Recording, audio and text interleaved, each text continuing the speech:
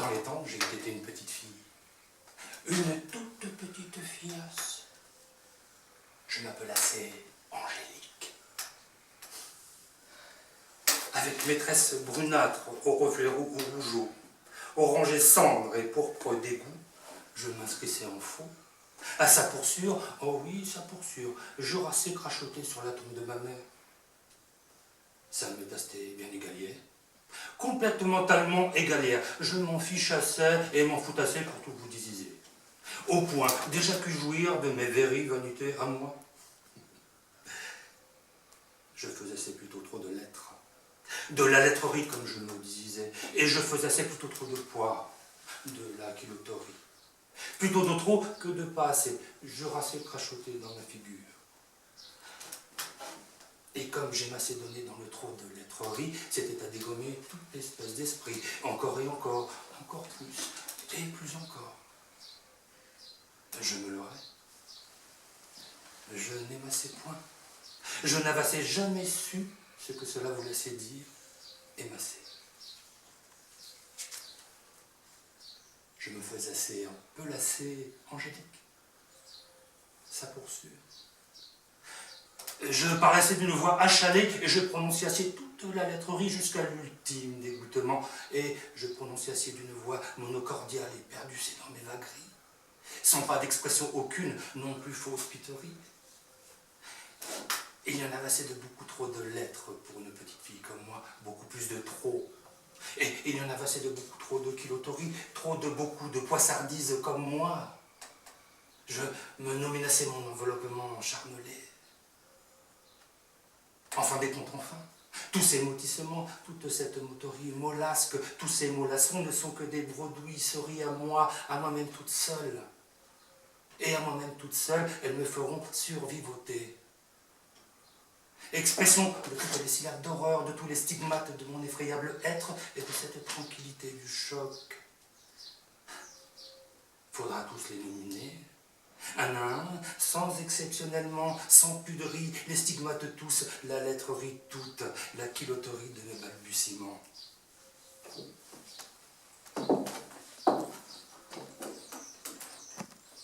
Le dicteur était un homme tout en dégueulation. Chapeau feutré de ridiculité sur la tête, buste décharné comme poulet pulmé, plié en riderie de haut en bas et plus encore de bas en haut, sans pas de sang aucun lui, tout en dessécherie, liquide n'étant qu'étrange terrement à sa corperie. Quelques mots imprononciables mourant dans les coins de sa bouche mince comme du papier à cigarette, joues creuses jusqu'aux molaires. De ces hommes-là, on imagine faciès mentalement qu'ils ont de la peau sur les ossements. Pourtant, on ne la voit jamais. Peut-être qu'on ne regarde pas assez, ou pas assez bien, allez savoir, sous les couches de poussières épaisses qui les entourent. En lui, comme du double en espiègle, les superpositions du passé bouillonnassées en un magma d'infantilité, prête à se frayoter cheminement à travers quelques blagouillettes mal assurées, que dans un staccato d'orgueilliste il débitait en bavassant. C'est qu'il était homme, le dicteur. Les yeux enfoncés dans la têterie aux cheveux hirsutis, bizarrement enfoncés jusqu'à sortiter vers la nuque, louchassant vers mon moi à moi, relucassant en casserie, causant nauséabonderie, vomissure et écœurtouffement. Dans mon blanc et immacule cellulement de 3 mètres sur 3 et 4 de haut, il entraçait comme bon lui s'emblassait par la porte métalliquée avec le Judas en surveillancement, et il en sortitait comme bonasse lui semblait semblater. Moi, point de protectionnerie, je n'avassais point. Pas moi, j'étais nue. Des pas de souvent des fois dans la fenêtre grillagée face à mon lit tassement de métal, matelas, couverture brunasse, coussins et bordellerie qui va avec, des avions en 2 coupes à ses ciels, agonisant comme fermeturerie éclaircisseuse qui s'ouvre devant une bitasse dressée. D'autres passe-temps non aucun m'occupaient que de doigter ces avions dans un ciel tendu, comme couverture étouffante, masquante, grisâtre, de grêlerie silencieuse et d'oragement d'opprobre. Un par jour, un par semaine, un par mois, par an, quand je ne comptais, toujours m'en fichassais. Jusqu'au jour où le dicteur entraçait plutôt que d'habitude. Ah, comme moi, toute nue. Je savassais ce que cela traduisait dans notre réalité à nous. Plutôt que plus tôt ou plutôt que plus tard. La réalité, on ne la refait plus, on la subit. Elle est là, en face, pénétrée d'un immuable assemblagement d'infects d'histoire humaniserie, la mauvaise haleine du monde, le nicotinement de toute sentimentalerie, la puanteur des pieds des hommes et le ronflement de leur ventrerie. C'est que quand l'humaniserie pète, ça dégueule, comme en quoi volcan en éruptionnement, et comme en empesté les avons-nous nos présences grotesques, on continue à se rendre culpable en ajoutant histoire, mots et phrases à la réalité qu'auront à subir les suivants. Le dicteur, lui, pelliculement sur les épaules comme neige d'insouciance non pure. Se cramponnant au chambranle de ma merdeuse Henry, il me donatait des tranquillisteries en pilulement bariolé, de l'encre nuitée et un stylo à plumerie. Sur ma table à moi, il posait des feuilles jaunâtres. Ce ne fut été du premier choix, je fus avec. Quand il fallait se faire avec, on ne chipote pas moi. Valasse mieux violenter notre bébelle languière que de ne rien écrire assez du tout.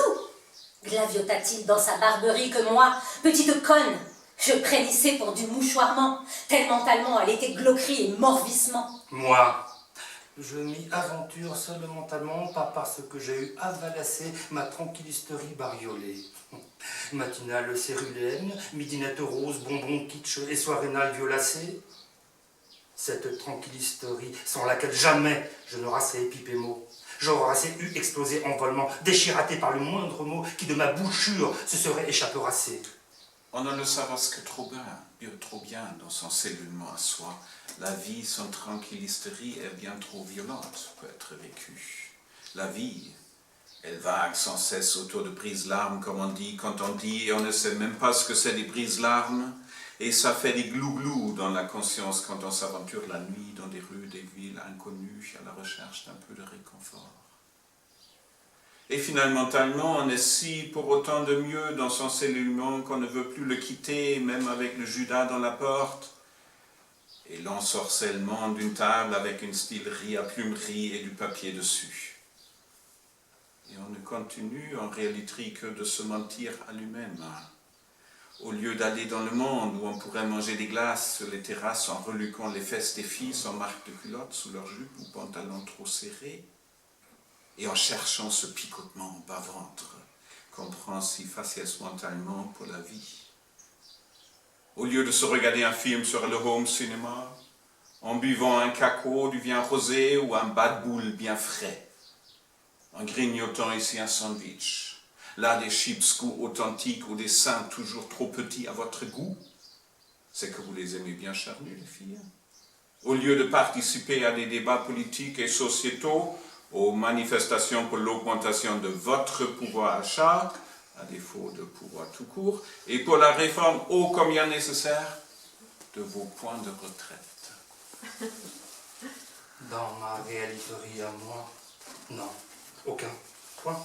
Pas de répit, que de fatigue, que de mensonges, inlassablement. En avant, petite conne, t'es trop bête pour rester assez tranquillement au bord de la route. Dans les temps, j'ai eu été une petite fillasse. Comme tout homme, garçon, femme ou fille violée devient toute petite fillasse. Violentée, écœurée, éventrée, poignardisée dans l'âme même, remplissime de honte, cassatée, incapable de prononcer la moindre parole. Saignant jusqu'à la finalité de ses jours et de ses haines.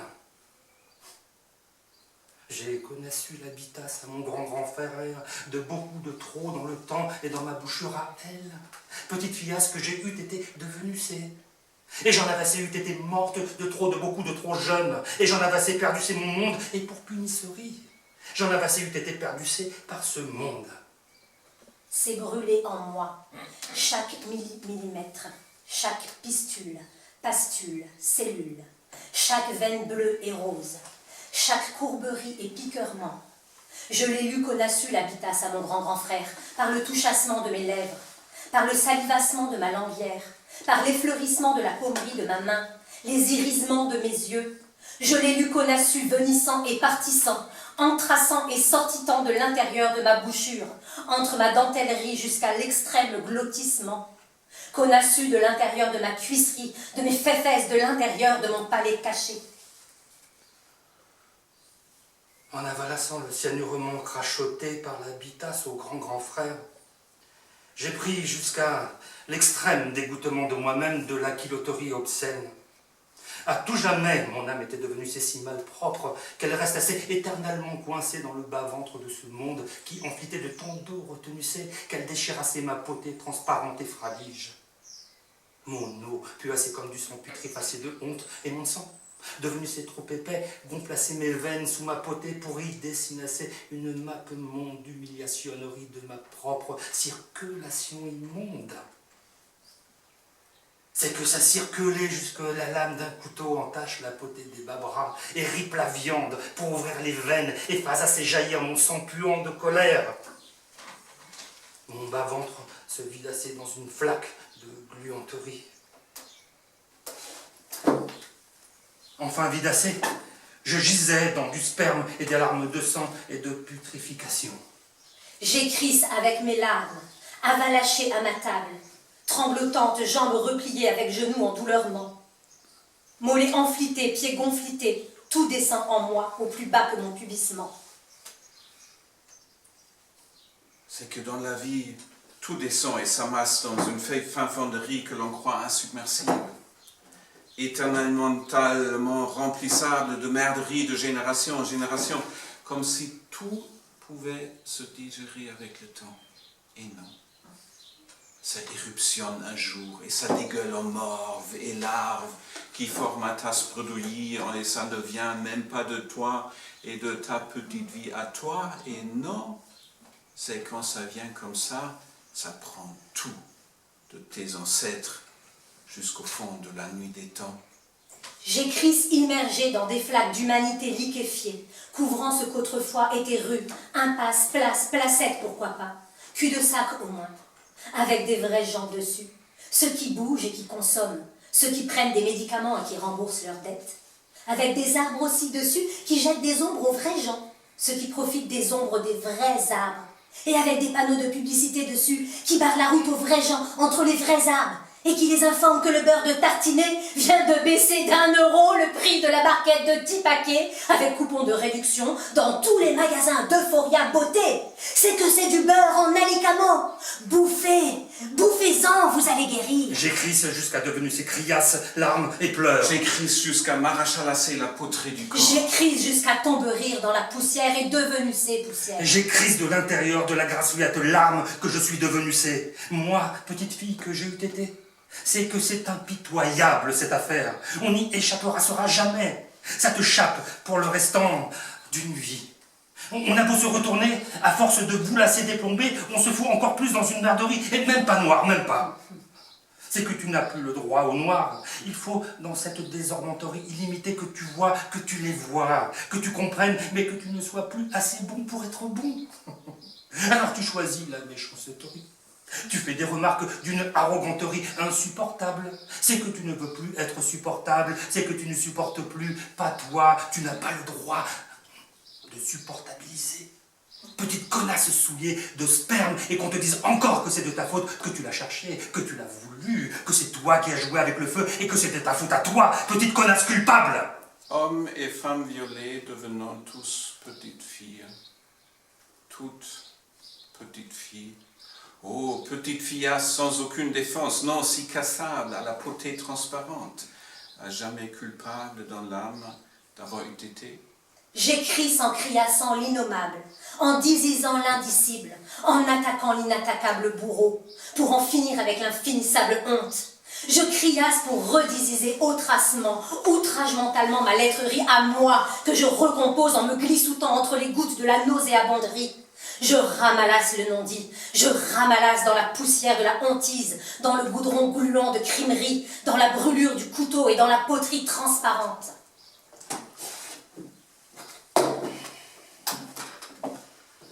Ces motissements n'étaient pas miens. Je les ai bouffés pour en faisasser des propres à moi-même On y ajouta sans doute la lettrerie, arrache à lasser dont l'histoire ne vous lassait plus. Lettrerie à moitié brûlée, à moitié déchirassée. Phrases de souffrance, phrases d'horreur, verbes de déchiqueture. De lettres en lettres, de mots en motissements et de phrases en phraseries, j'arracha la soirée de ma bouchure, le brinque bâillonnement de l'ignominie, et je dépapleusserai ce monde en crachouillant son histoire, comme on dégueule de morve les coupables et comme on chie la diarrhée du crime. Le viol, pour celui qui giclasse, c'est une affaire simple.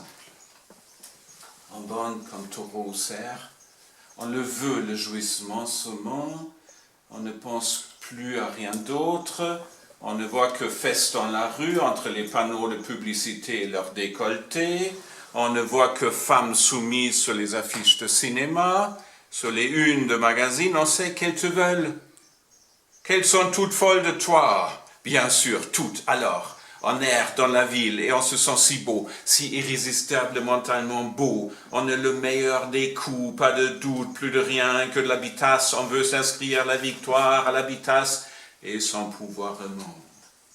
Et c'est que le sperme dans les couilles, ça remue et ça veut sa petite liberté. Et il y en a qui regardent que les garçons dans leur innocentement, c'est que l'habitasse n'est que clitorisis. Enfin, petite fiasse devient celui-là aussi. Et on peut le prénisser au détour si facile, le pouvoirement. Et c'est sûr, on ne veut que son petit pouvoirement à soi, parce que dans la réalité, on est des bons à rien. Et pire, on le sait. On se laisse exploiter sans se révolter. On a sa petite voiture et ce petit samedi matin qu'on passe au supermarché en famille, à reluquer les fesses et les seins des caissières. On le trouve tous les 5 mètres, le viol. Alors, pourquoi en faire tout un plat?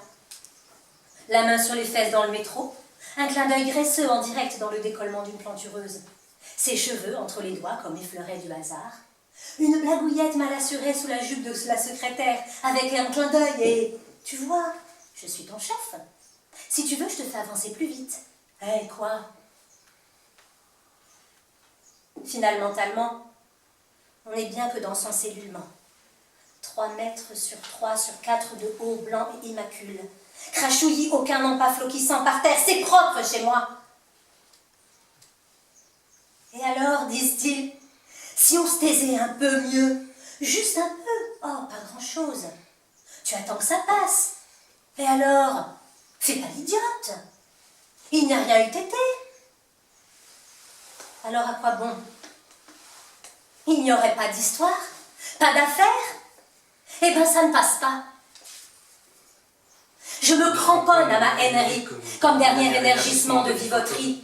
Sinon j'aurais moi aussi tirassé mon référencement, comme tant d'autres de petites fillasses. Oh, des toutes petites fillasses, gisant en bas de vos immeubles, sous vos voitures, avalassant des bonbons rachibol crocodile en gélatine, s'exposant sur les terrasses à vos regards, sans plus de respect, n'ont aucun nom mère pour leur propre corps. Et vous, connards de la terre, vous aurez gagné.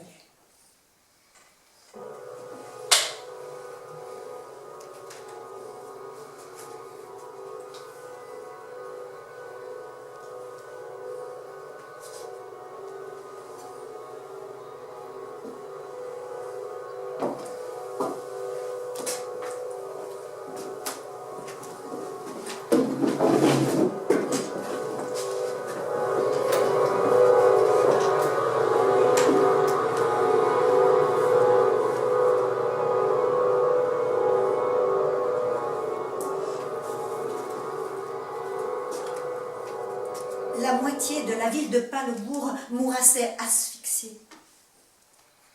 Asphyxiée, comme on aura eu disisé dans le temps, mais le H eût été amputé par manque d'aspiration.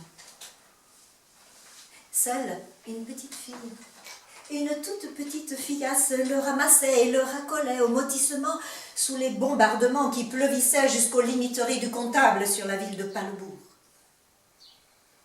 Et la petite fillasse chantassait.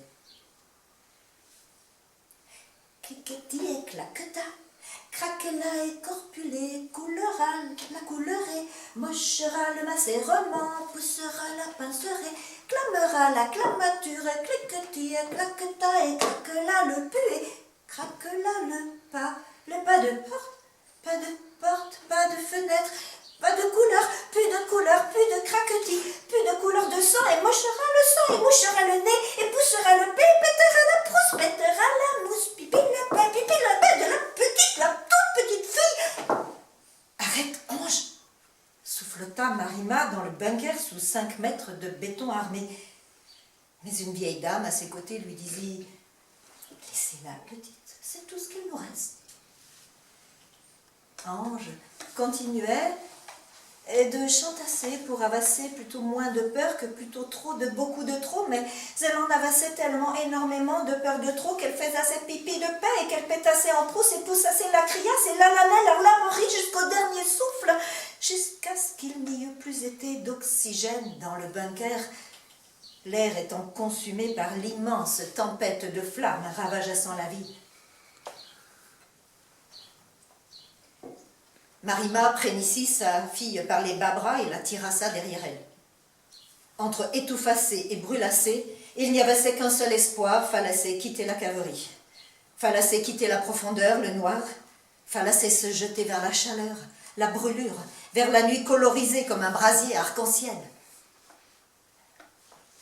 La petite fille n'avait jamais vu pareil. Comme c'est assez beau, une ville qui brûlasse.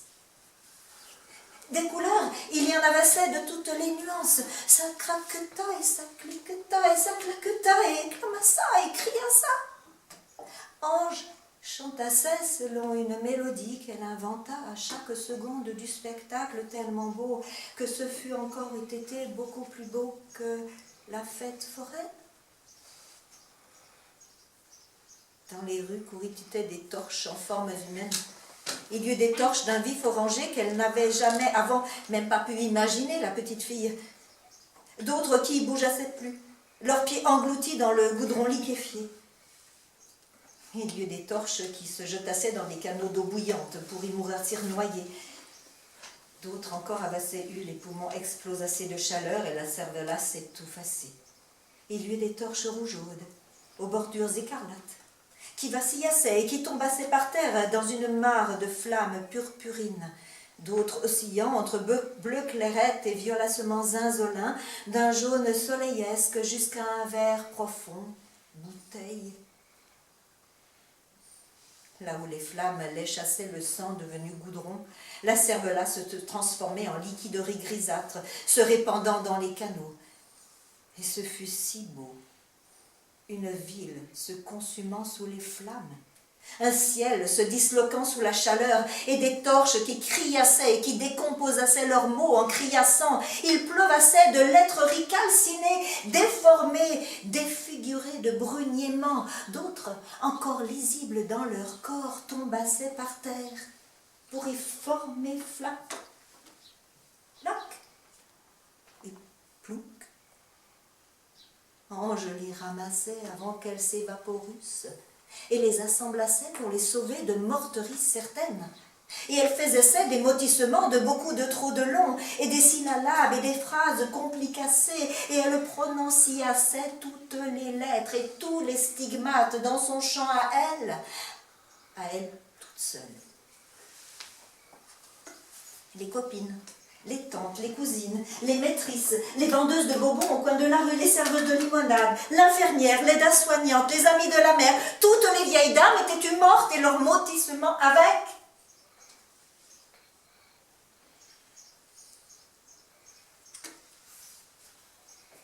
Il fallait monter au 6e étage de l'immeuble 11 Linden Alley, le seul debout de tout Malavec, telle une dernière dent dans une bouchure de vieille. Il fallait respirer le courant d'air à travers murs défenestrés et fenêtres démurées et aspirer à grands poumons sans se brûlasser le sang de l'intérieur. Ange sourit-il niaisement, et ça avait eu été tout ce qu'elle exprimassait à toujours de cette nuit de tous les terribles. C'est quand sourit Titan, au 6e étage, dans les bas bras de Marima. Elle s'endormait au petit matin et rêvassait aux flammes qui cherchaient de quoi se nourrir. Et quand tout fut été consumé, elles aussi s'éteignaient de faim.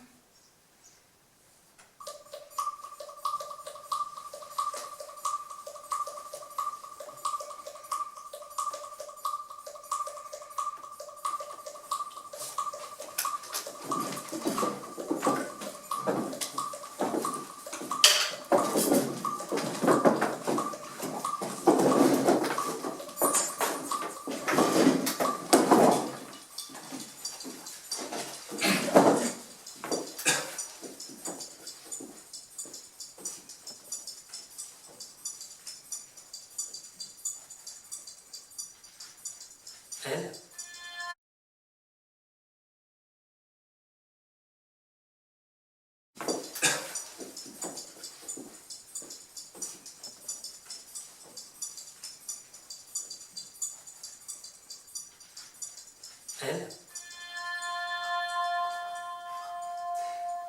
elle était allongée sur le canapé, sur le dos, une main sur son ventre bombé d'eau.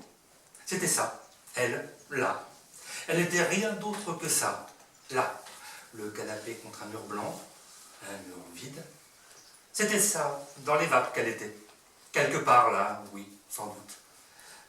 Il faudrait dire ça plus exact, peut-être, mais on ne peut pas. Ce qu'on ne peut pas, il faudrait l'essayer ici. Le canapé était bouteille vert. Ça, je me souviens.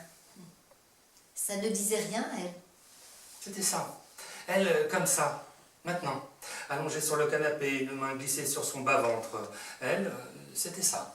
Elle, c'était comme pas là. Elle, c'était ça et en même temps pas ça. Oui. C'était comme ça ou pas. Ce n'était pas possible qu'elle fût. Ce n'était pas tant une question de vouloir être. Elle ne savait plus ce que c'était vouloir. Ça, elle ne l'avait jamais su. Pour décrire ce qu'elle n'était plus, il faudrait écrire pauvre, incolore. C'est ça qu'il faudrait. Sinon rien, non. Ou si peu. Écrire comme pas possible. Pour elle, c'est inimaginable, les grands mots. Il faudrait réduire encore. Arriver à un ça le plus neutre, le plus insignifiant encore. Il faudrait se permettre de se taire, faire des mots en silence. Mais c'est faux aussi. Autour d'elle, tout est faux. Ça ne tient à rien, qu'à se rien dire qui n'est pas silence. Il faudrait s'abstenir de toute belle phrase en tant que si peu faisable. Ça, ce n'était pas beau. C'était ça, elle, dans les brisures. C'était autour d'elle une belle lumière d'automne. C'était des grandes fenêtres par où entrait cette lumière d'un paysage du Nord, avec dedans les nuages sérieux du Nord, et un pavillon des plus propres dans les faubourgs bourgeois de la ville de Palais-de-Bourg. De ce côté-là, ouais, c'était ça. C'était comme ça, pensable, le cadre. Elle, le cadre, elle ne le pensait pas. Ce n'est pas à dire qu'elle ne l'ait jamais pensé, mais ça affirmer, on ne peut pas. Ça ne peut rien affirmer autour d'elle. C'est ça qu'il faudrait savoir. Elle avait vu le médecin, lui avait dit l'eau dans le ventre, l'eau dans les jambes, lui avait dit la bouteille de whisky par jour. C'était ça depuis des années. Maintenant, ça, elle n'en avait plus besoin. C'était condamné. Le foie, c'était irréversible. Le ventre bombé, Les varices, Les hématomes, les saignements. les reins foutus. les artères bouchées. Le cœur est bon, c'est ça le drame. Ça avait dit ça le médecin. Ça faisait lui rester 3 mois jusqu'à Noël. Elle, ça, elle ne savait pas que ça lui faisait rester 3 mois. C'était pas ça qui avait de l'importance. Autour d'elle, l'important, il n'y en avait plus. C'était pas non plus qu'on puisse dire qu'elle attendait, non. C'était autre chose. C'était autre chose comme rien. Non, mais elle, ce qu'on ne peut pas dire d'elle, c'est que c'était rien. Elle était là encore, comme pas là, mais elle était là. C'était elle encore comme dans un corps. Il y avait ça encore en elle qu'on pavillon, avec d'autres femmes dans les autres pavillons, avec autour les autres femmes comme dans des mots transparents. Peu se disait autour d'elle, et ce qui se disait peu, ça se disait avec des mots indolores. C'était qu'on ne savait pas mettre dedans ce qu'aurait pu dire quelque chose. C'était surtout des mots comme pas dit qu'on disait, mais à peine. Il faudrait écrire avec ces mots-là. C'est ça, c'est comme ça. Elle, comme ça, là, maintenant, sur le vert canapé. Le jogging, le pull, la main, son sourire vide, et rien d'autre. Surtout rien d'autre. Elle avait ça en elle, comme un défaut d'elle. Cette absence-là, son apathie, ça comme une faible respiration. Elle avait ça déjà transparente comme respiration. C'était comme glisser sans effort. C'est avec ces mots sans effort qu'on peut encore écrire ce qu'on ne peut pas dire. Avec ces mots-là, sans effort. C'est des mots comme souffler. On peut même prononcer ces mots-là, mais comme pas dit. Il faudrait alors s'allonger sur le dos, une main sur le bas-ventre. Il faudrait alors dire ça, que c'est ça, là, maintenant, que c'est ça comme une respiration dans le vide. C'était ça maintenant jusqu'au bout et ça n'allait plus revenir. C'était ça comme un épuisement. C'était épuisé comme lumière autour d'elle. Le canapé adossé à un mur blanc au fond du salon, de l'autre côté, très loin d'elle, une baie vitrée. Une baie vitrée si grande qu'on ne pouvait pas l'ouvrir. C'est derrière que parfois se passait comme une vie des images qui bougeaient. Elle ne les regardait plus au point d'effacer les images. Dans une autre fenêtre se vidaient les nuages de leur pluie. Elle effaçait les nuages. La pluie aussi. Mais c'était pas qu'elle quittait la vie. C'était qu'elle se concentrait à effacer, une à une, toutes les expressions de vie. C'était ça qu'elle réduisait. Les mots qui auraient encore pu dire quelque chose. Parce qu'il ne fallait pas seulement effacer les nuages et la pluie, mais aussi le mot des nuages et les mots de la pluie. Elle digérait une vie, là, sur le canapé, allongée, sa vie. C'était ça, son travail lent. Au début, il y avait le mot début, et à la fin, il y avait le mot fin. Et après ça, ça n'était même pas le vide. Il fallait se digérer, elle aussi. Avec les whisky, elle avait encore des pilules qu'elle avalait de désordre. C'était là maintenant des pilules de couleurs indifférentes. Elle glissait les blisters déchirés dans la fente entre le dossier et l'assise du canapé.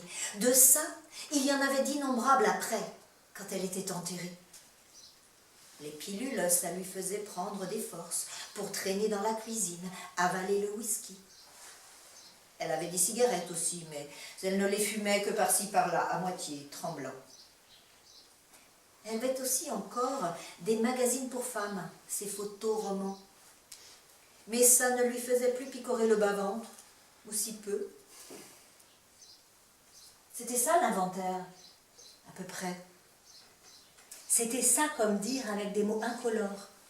Il faudrait décolorer encore les silences. C'était autrement pas pensable. C'était comme dire la décoloration des mots qu'il faudrait. C'était des mots comme des courants d'air, instables et si légers, oui, si légers, comme presque pas sensibles sur la peau. Oui, c'est ça qu'il faudrait. Mais peu, très peu. Et dans la nuit, dans l'expiration d'une nuit. Ça ne voulait rien dire, ça. C'était ça, pas un sourire comme une invitation. C'était ça, la dernière ligne de défense.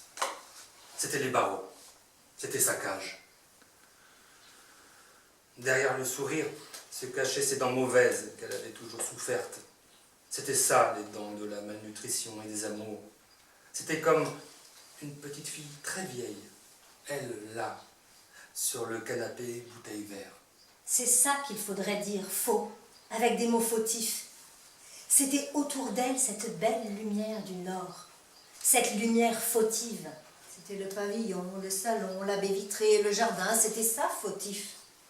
Il y a sa vie comme une vie fautive, une vie comme pas vécue, une vie pour rien, qui se termine là, dans un souffle, sans effort. C'est là, sa vie comme un malentendu. C'était faux, elle, là, faux comme corps. C'était faux comme ce corps qui allait finissant sans avoir fleuri.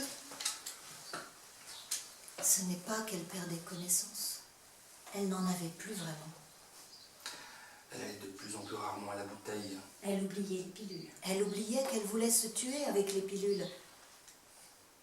Elle n'a jamais voulu se tuer, c'est faux ça aussi. Mais elle voulait tuer ses organes, un à un. Les reins, le foie, la rate, le poumon, finalement le cœur. C'était ça, comme un plan établi. Elle voulait par là tuer le monde, Tuer ses enfants, Tuer son mari. tuer son amant. venger son monde. Elle était là, sur le canapé, la vengeresse terrible d'un monde qui n'avait pas voulu d'elle.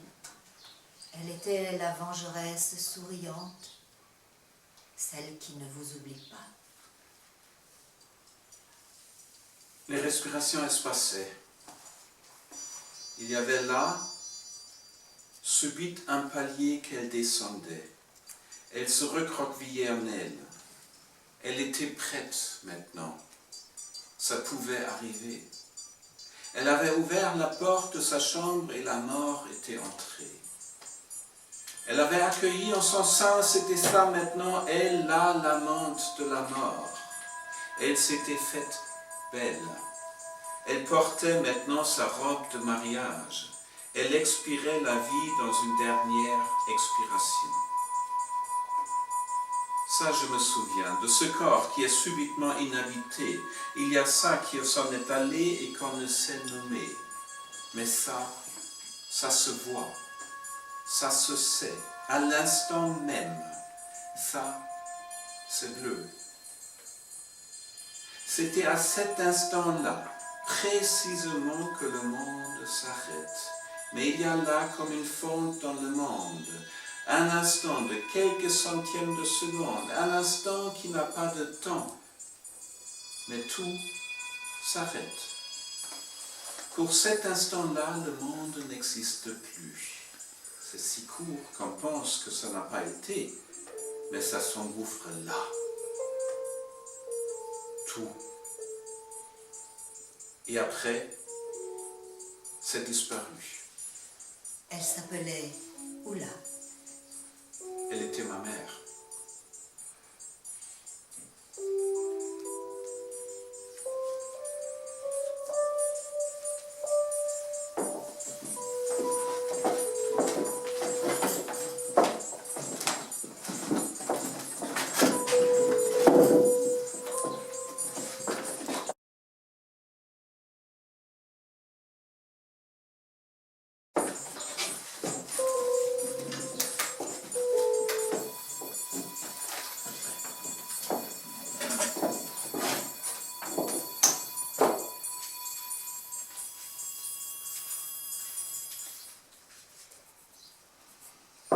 Chez les impitoyables protestants du Deutschland, la vie se ramassait à une question de fric-frac-froc et de la colle.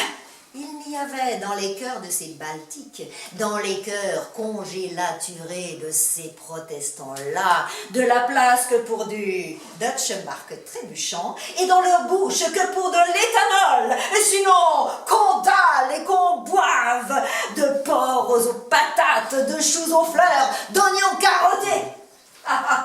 Leur pauvre terre ne dénonçait que du médiocre comme Victoire-Aille. Leur nature ne laissait pas de choix. Leur histoire n'avait été qu'un amas de détresse, d'invasion de la mer et du sable, du sel et de la malchance. Les masculins taisaient tout.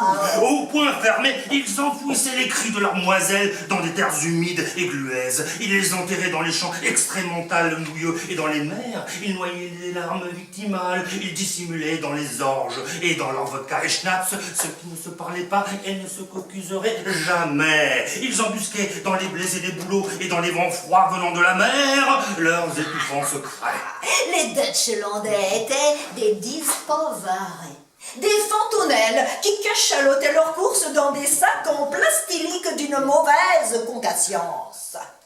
Et les médicaments dans leur estomac d'aigre, C'étaient des parleurs comme il faut, grammatique mentale, ils étaient plus que parfaits et subjonctifs en interdisant toute émotionnelle cacophonie langagière.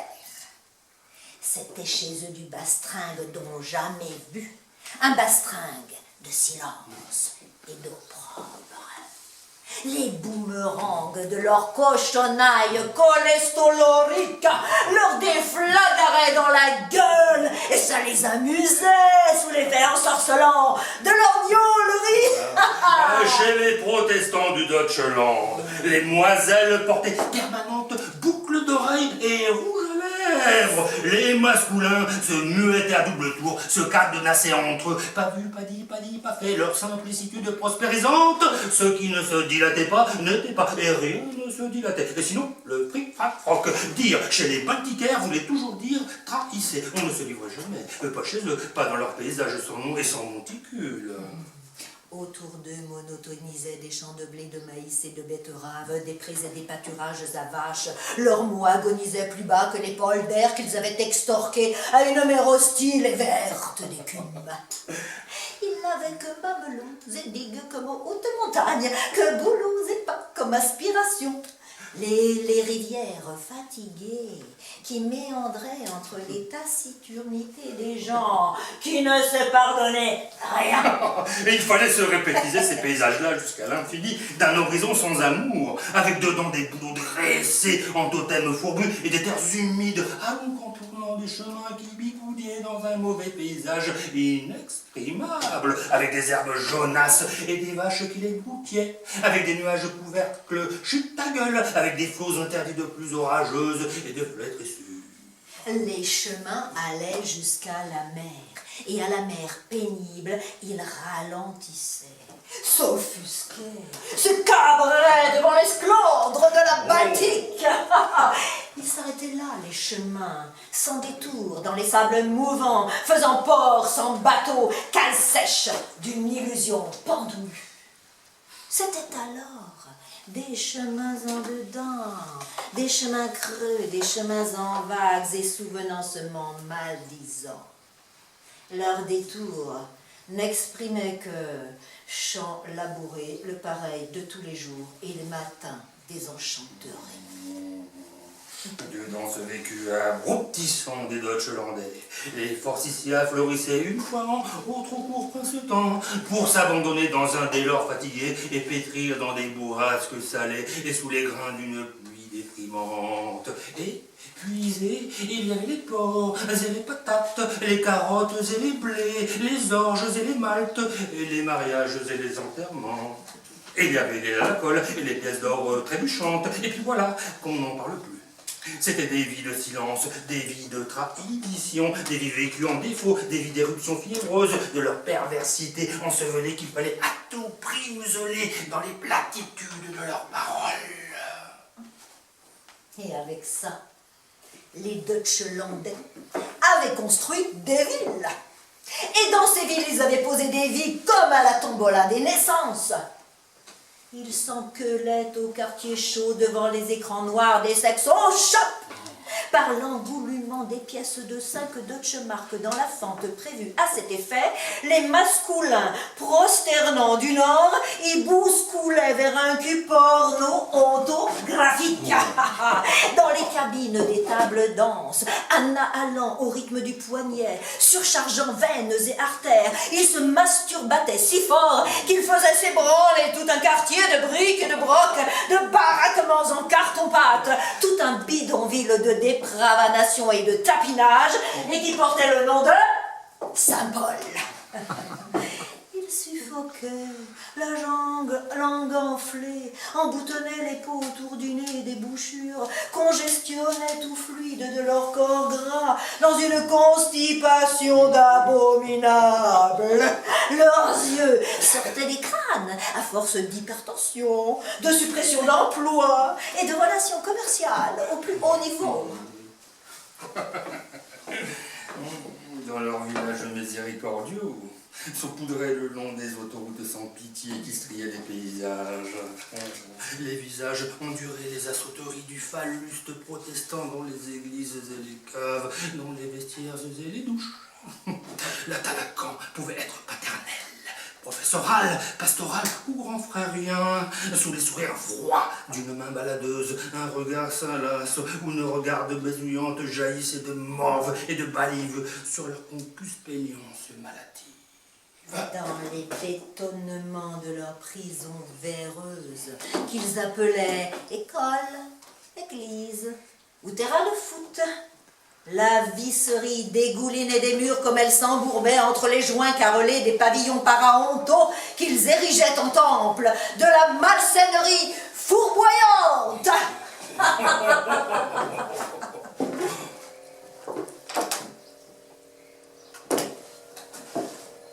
Les trains fuyaient chaque nuit ces villes du Deutschland, leur lueur des hérétiques, cette lumière qui ne voulait rien parler.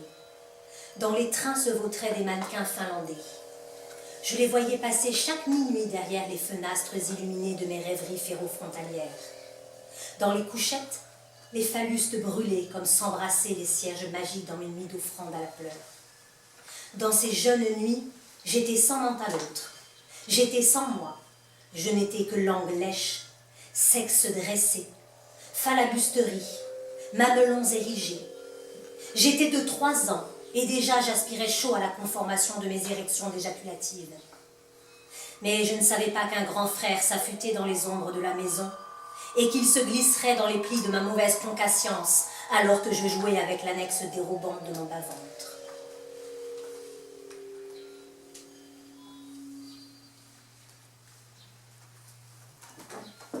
Je suis arrivé à Paris un 28 septembre,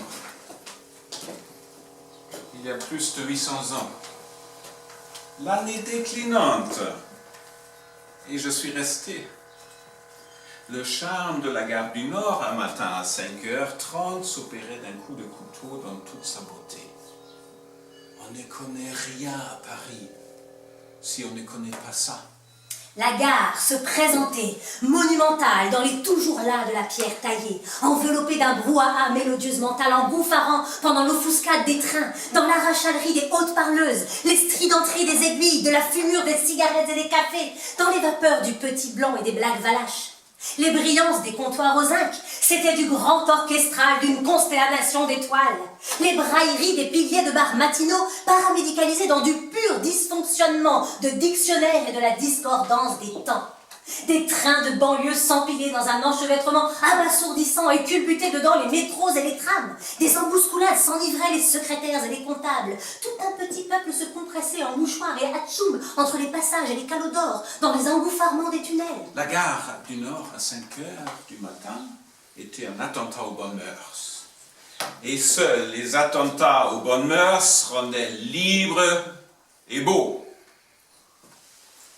Les agents municipaux lavaient les caniveaux avec les dégoulures d'eau fraîche, et l'officier d'opérette avec képi blanc et sifflet agitaient comme fous furieux leurs bâtons pour réguler une circulation qui ne demandait que bordel.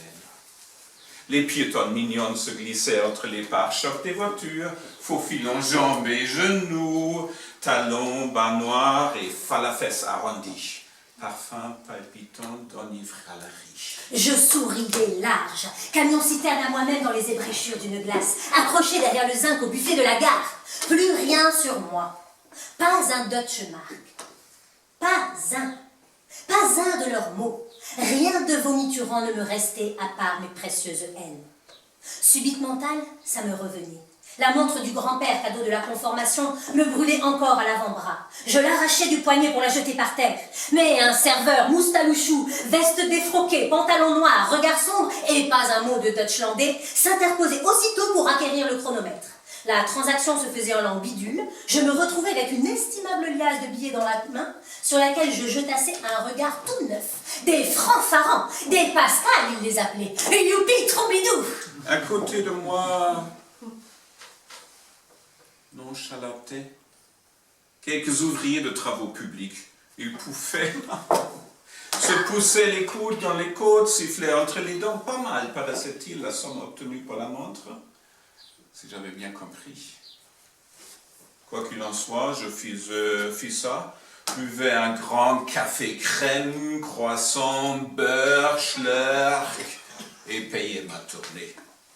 On me remerciait chaleureusement par des tapes dans le dos.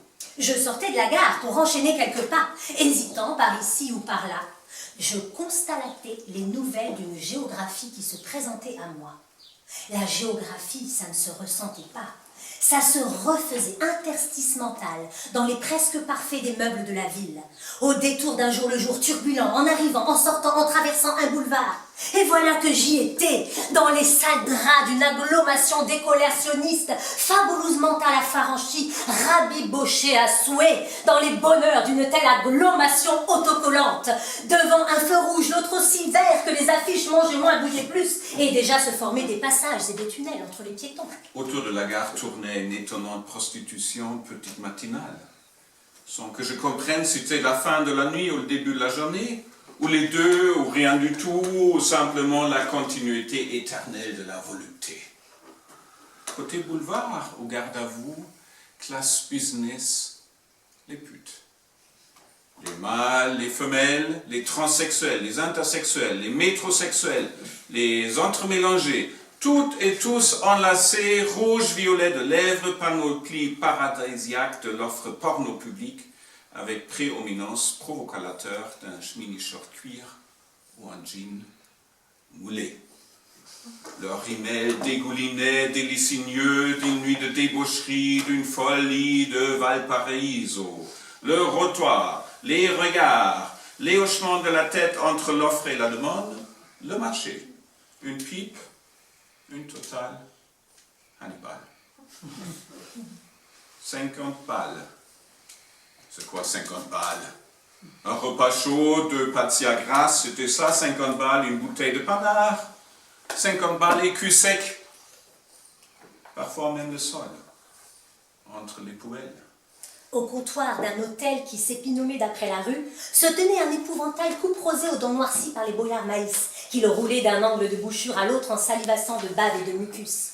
Macadam, qu'il disait en me présentant, une main crasseuse que je saisissais aussitôt d'une joie non dissimulée. Nous nous tenions trop longtemps comme ça, main dans la main, par-dessus le comptoir sur lequel était posé un grand livre aux pages grasses, pour ne pas éveiller de soupçon.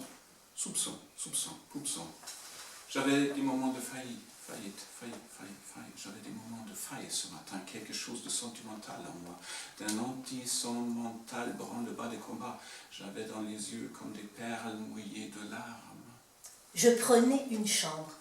2e étage, côté rue. Les cours d'immeuble, c'est fini, définitive mentale. Une cour d'immeuble, je ne savais pas ce que ça pouvait me trahir. C'était muet, une cour d'immeuble, muet de rats et de serpents. Le variable, toujours côté rue. Un vieux tapis rouge délaissé molletonnait sur les marches des escaliers. Une main courante en étain rampait aux étages. Du plafond pissait une lumière livide. C'était l'exangue d'un hôtel. J'étais chez moi.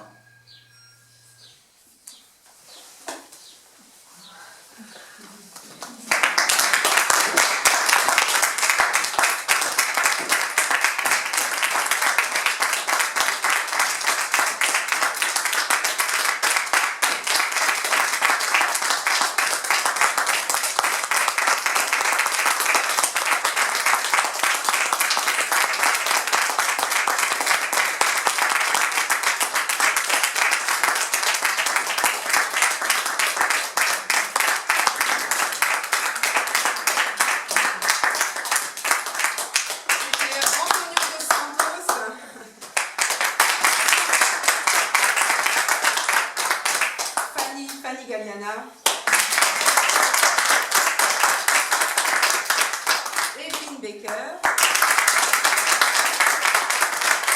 et Andreas Baker. Et Ada Bonora. Et la